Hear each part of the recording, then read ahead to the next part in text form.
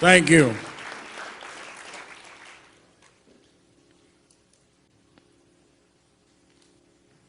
I want us to not sit here and act like we had a funeral on the schedule.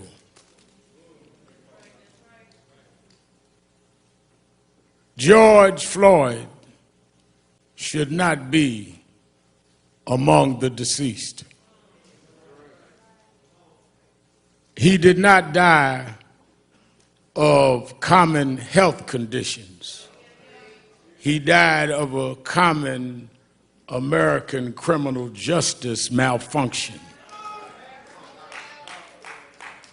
He died because of there has not been the corrective behavior that has taught this country that if you commit a crime, it does not matter whether you wear blue jeans or a blue uniform, you must pay for the crime you commit.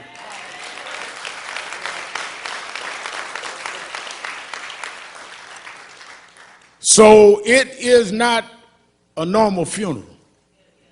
It is not a normal circumstance, but it's too common, and we need to deal with it.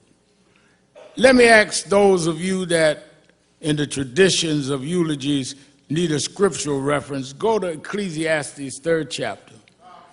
First verse says, to everything there is a time and a purpose and season under the heavens. I'm going to leave it there. I saw somebody standing in front of a church the other day had been boarded up as a result of violence, held the Bible in his hand. I've been preaching since I was a little boy. I never seen anyone hold a Bible like that, but I'll leave that alone.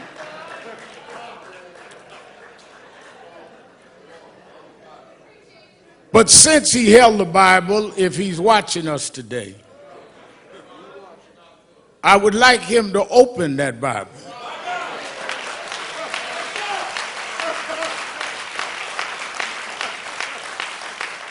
And I'd like him to read Ecclesiastes 3.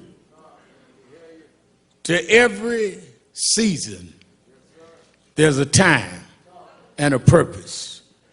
And I think that it is our job to let the world know when we see what is going on in the streets of this country and in Europe, around the world, that you need to know what time it is. First of all, we cannot use Bibles as a prop. And for those that have agendas that are not about justice, this family will not let you use George as a prop.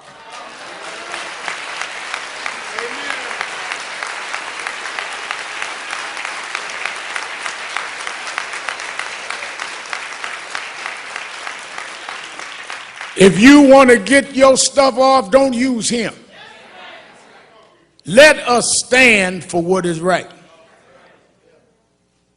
Because when I got the call from Attorney Crump, and usually when he calls me, it's not to find out how I'm doing. It's usually because something happened that he wants National Action Network and I to get involved. And he explained to me what was happening with this case. And I'd already heard about it in the media. And immediately I said, well, let me know what you want me to do. He said, whatever you need to do. One of the things, Martin, that I've always had to deal with is critics would say, all Al Sharpton wants is publicity. Well, that's exactly what I want. Because nobody calls me to keep a secret. People call me to blow up issues that nobody else would deal with. I'm the blow up man, and I don't apologize for that. Because you get away too much with hiding things. Honey has talked about y'all putting clothes in the oven to have your clothes dried. Well, I didn't grow up in the third world, but I grew up in third ward. I grew up in Brownsville, and we had roaches. Now, I know Kevin Hart and some of the rich Hollywood folk here don't know what roaches are, but we had roaches, ludicrous. And one thing I found out about roaches is that if you keep the light off, if you're in the dark, a roach will pull up to your dinner table and have a 5-course meal. So I learned that one of the ways to deal with roaches is if you cut the light on. I could run them roaches and track them down. And I've spent all my life chasing roaches all over this country.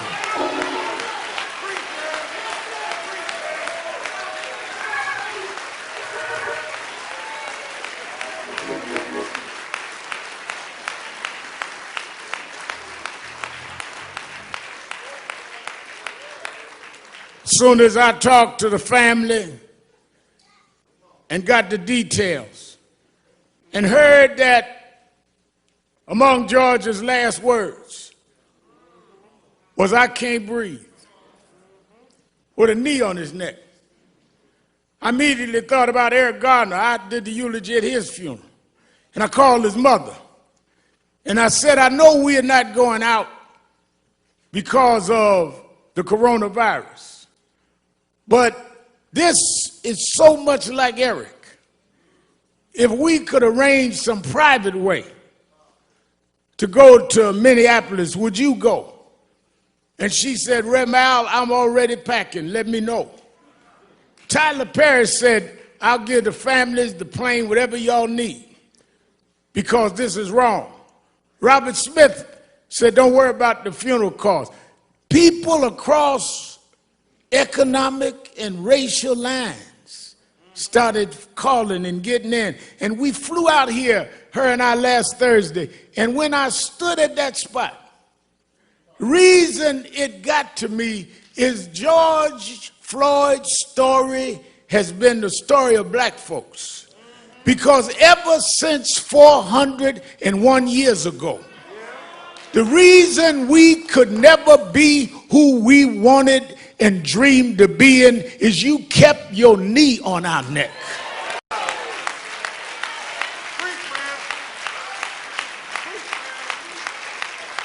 We were smarter than the underfunded schools you put us in, but you had your knee on our neck.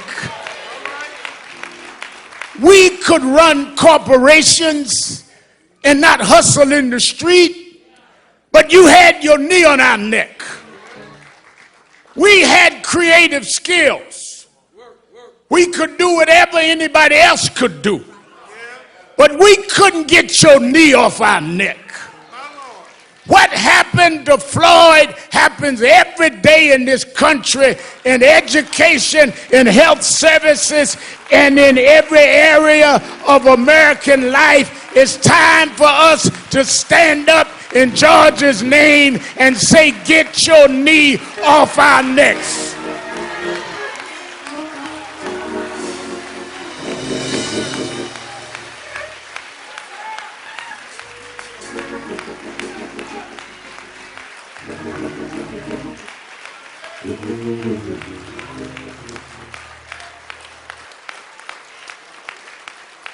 That's the problem, no matter who you are. We thought maybe we had a complex, T.I., maybe it was just us. But even blacks that were broke through, you kept your knee on that neck.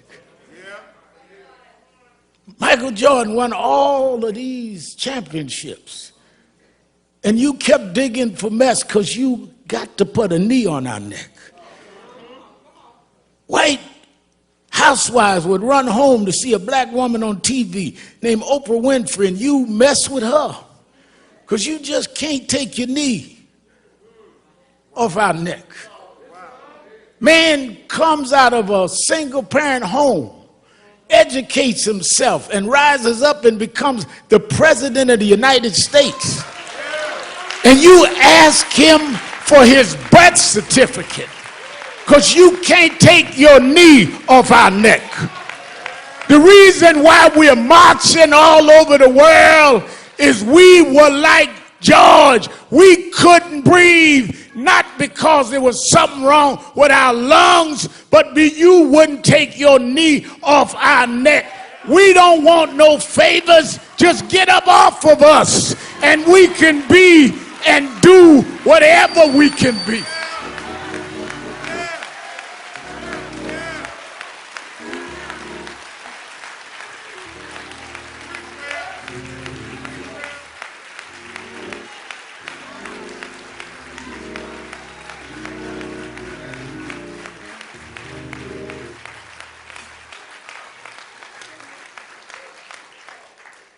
There have been protests all over the world.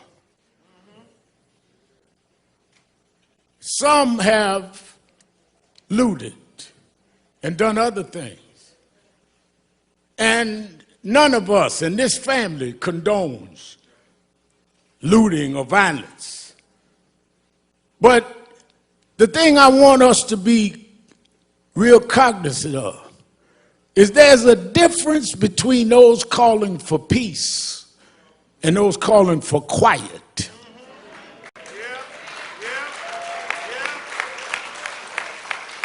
Some of y'all don't want peace. You just want quiet. You just want us to shut up and suffer in silence. The overwhelming majority of the people marching wasn't breaking windows. They were trying to break barriers. They wasn't trying to steal nothing. They were trying to get back the justice you stole from us. Those that broke the law should pay for whatever law they broke, but so should the 4 policemen that caused this funeral today. We don't have a problem denouncing violence, Mr. Governor. We don't have a problem, Mr. Mayor, denouncing looting. But it seems like some in the criminal justice system have a problem looking at a tape and knowing there's probable cause, and it takes a long time for you to go and do what you see that you need to do.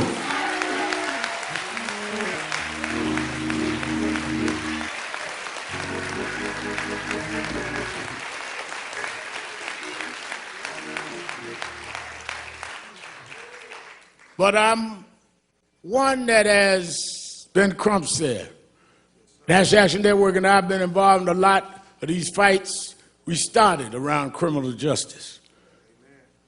I did speeches and eulogies at most of the funerals that we've had in this space in the last couple of decades, and led the marches and did what we had to do. I look at Martin III, we went to jail together, fighting these fights, like his daddy went to jail before. But I'm more hopeful today than ever. Why? Well, let me go back. Reverend Jackson always taught me, stay on your text. Go back to my text, Ecclesiastes. There is a time and a season. And when I looked this time and saw marches where in some cases young whites outnumbered the blacks marching, I know that it's a different time and a different season. When I looked and saw people in Germany marching for George Floyd, it's a different time and a different season. When they went in front of the parliament in London, England, and said it's a different time and a different season, I come to tell you, America, this is the time of dealing with accountability in the criminal justice system.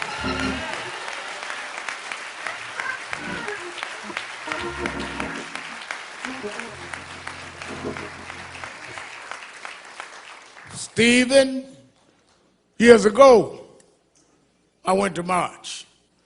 And I remember a young white lady looked me right in the face and said, "Nigga, go home." But when I was here last Thursday, and Miss Carr and I was headed back to the airport, I stopped near the police station. And as I was talking to a reporter, a young white girl, she didn't look no older than 11 years old. She tagged my suit jacket. And I looked around and I braced myself. And she looked at me and said, "No justice, no peace."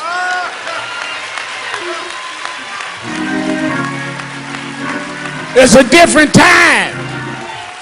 It's a different season. And if my Bible carrying guy out in front of that boarded up church, if I got him to open up the Bible, I want you to remember something. You know, I was late last October to an appointment because the time changed. And I was still, my watch was on the wrong time. You know, once a year, time goes forward. And if you don't, Congresswoman Omar, move your watch, you're going to find yourself an hour late, not because your watch was wrong, but you had your watch on the wrong time. Well, I come to tell you that are sitting in Washington, talking about militarizing the country, thinking that you can sell wolf tickets to people who's had enough of abuse. I come to tell you, you can get on the TV, but you on the wrong time. Time is out for not holding you accountable. Time is out for you making excuses. Time is out for you trying to stall. Time is out for empty words and empty promises. Time is out for you filibustering and trying to stall the arm of justice. This is the time. We won't stop. We're going to keep going until we change the whole system of justice.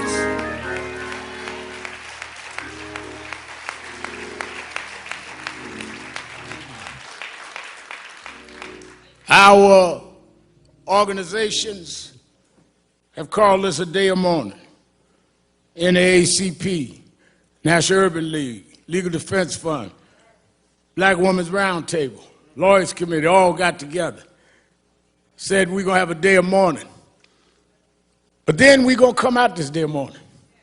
Because as some of our experts, Cheryl Eiffel and others that know the legal field, have outlined a legal process that we must enforce, everything from residency to dealing with police backgrounds not being hidden.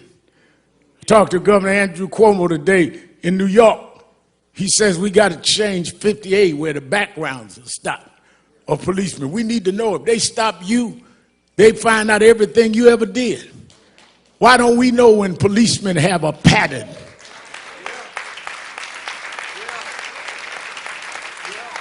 We got to go back to consent decrees. Under the Obama administration, they had put certain cities with patterns and practice under consent decrees.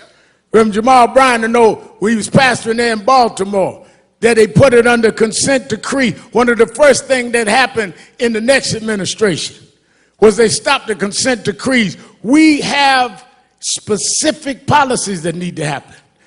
Therefore, I'm glad Martin III is here today, because on August 28th, the 57th anniversary of the March on Washington, we're going back to Washington, Martin.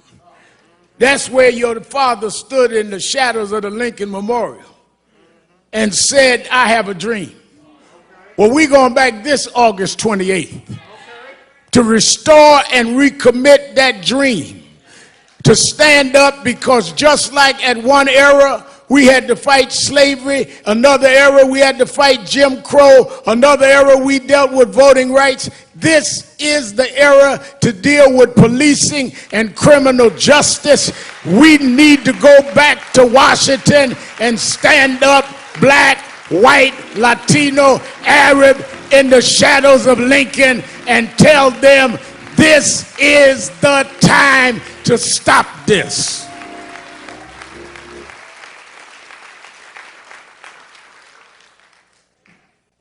We Martin and I talked about this. I've asked Reverend Bryant to get the faith leaders together. I talked Randy Weidengard about the labor leaders. Oh no, we're going to organize in the next couple of months in every region. Not only for a march, but for a new process. And it's going to be led by the Floyd family. And it's going to be led by the Garner family. And it's going to be led by those families that have suffered this and knows the pain and knows what it is to be neglected. And it's going to be getting us ready to vote not just for who's going to be in the White House, but the State House and the city councils that allow these policing measures to go unquestioned. We are going to change the time. Let me say this to the family who has shown such great grace and real level and balanced thinking. And that's why I want them to help lead this. And I think one of the greatest thinkers of our time, Dr. Michael Eric Dyson, I've asked come and speak. We need to break down, because y'all don't know what time it is. Y'all are operating like it's yesterday.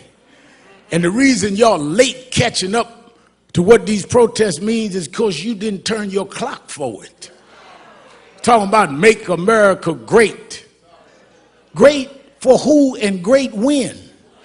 We're going to make America great for everybody for the first time.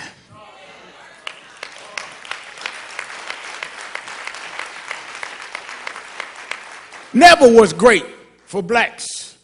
Never was great for Latinos. Wasn't never great for others. Wasn't great for women.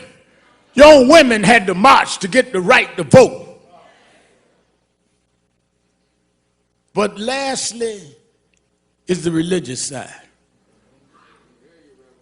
I was reading and kept thinking about how I was a little embarrassed, because when I heard that George, at this point of suffering this brutal attack, called for his mama, I said to Attorney Crump, I said, well, I appreciate talking to his brothers and them on the phone, but I want to talk to his mother. He said his mother passed.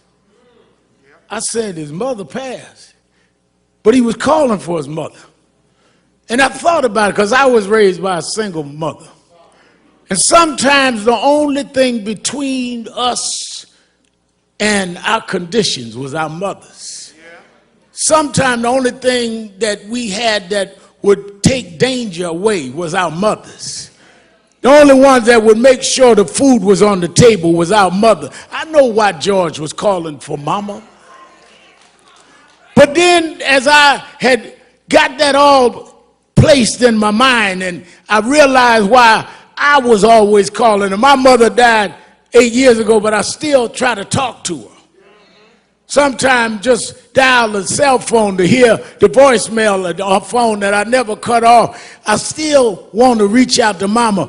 But talking to Quincy last night, one of his 5 children, Quincy said, you know, I was thinking maybe he was calling his mother, because at the point that he was dying, his mother was stretching her hands out, saying, come on, George. I'll welcome you where the wicked will cease from troubling, where the weary will be at rest. There's a place where police don't put knees on you, George. There's a place that prosecutors don't drag their feet. Maybe mama said, come on, George. There's a God that still sits high, but he looks down low, and he'll make a way out of no way. This God is still on the throne. The reason we can fight, I don't care who's in the White House, there is another house that said if we'll fight, he'll fight our battles. If we stand up, he'll hold us up.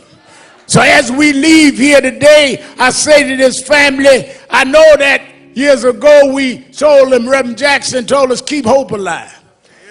Then I know that President Obama wrote a book about hope. But I want you to know in my life, There's times that I lost hope. Things can happen like this that'll dash your hope. But there's something that is sister to hope called faith. Faith is the substance of things hoped for, the evidence of things unseen. Faith is when you got a pile of bills and no money, but you say he will provide all of my needs. Faith is when you got no medicine in the cabinet and you're sick in your body, but you say he's a doctor that never lost a patient and he'll dry tears from my eyes. Faith is when your friends walk out, when your loved ones turn their back, but you say, I don't believe he brought me this far to leave me now. We didn't come this far by luck. We didn't come this far by some fate. We come this far by faith, leaning on the Lord, trusting in his holy word. He never failed me yet. From the outhouse to the White House, we come a long way. God will, God shall, God will, God always has. He'll make a way for his children. Go on home, George. Get your rest, George. You changed the world, George. We're going to keep marching, George. We're going to keep fighting, George. We done turned the clock, George. We're going forward, George. Time out. Time out. Time out.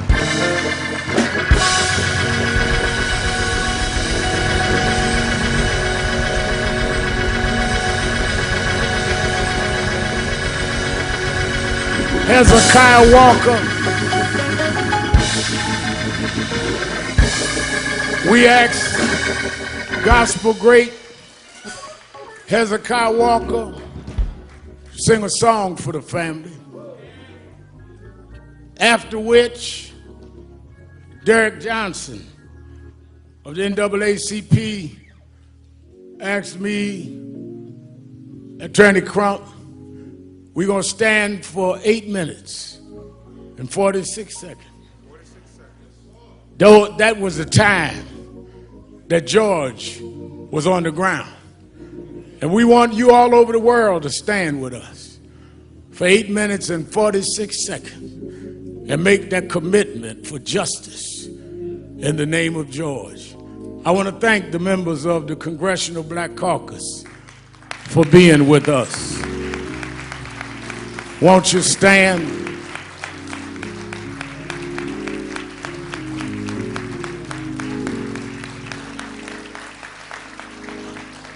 I want to thank the son and heir and co-convener Dr. Martin Luther King III for being with us.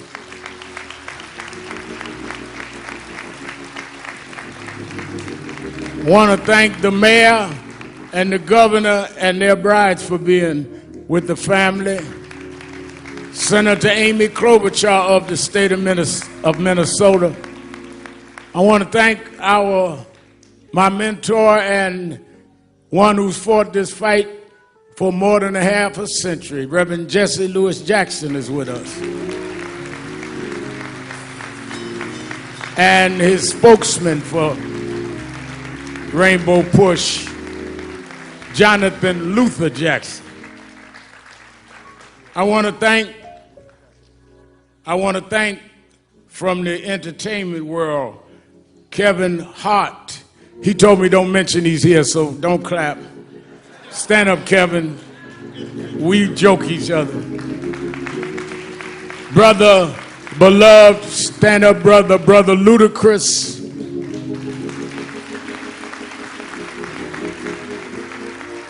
Tyrese Gibson, who's an extraordinary activist in his own right. Master P.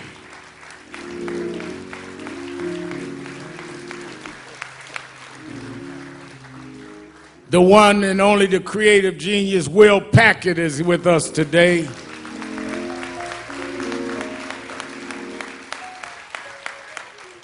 And a brother that we've marched together and done a lot of things. He does not just put his name on somebody's petition, he puts his body on the line. Brother T.I. is in the house.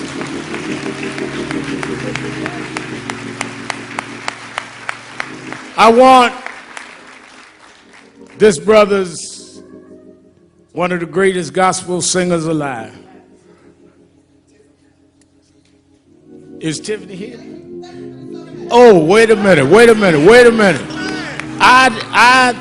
I didn't want to announce and say I embarrassed her. Let me tell you something. One of the most popular, outstanding artists that is also committed. I've read her interview. She think I'm old and don't read stuff, but I do. And she's been committed and saying the right things, and she wanted to be here today. And I was so busy joking with Kevin, I didn't even look at her. Let us welcome our sister beloved, Sister Tiffany Haddish is in the house.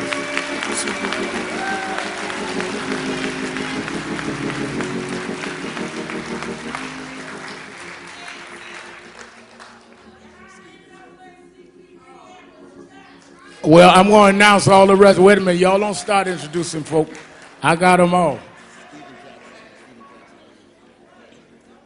Let us hear a selection from Brother Hezekiah Walker.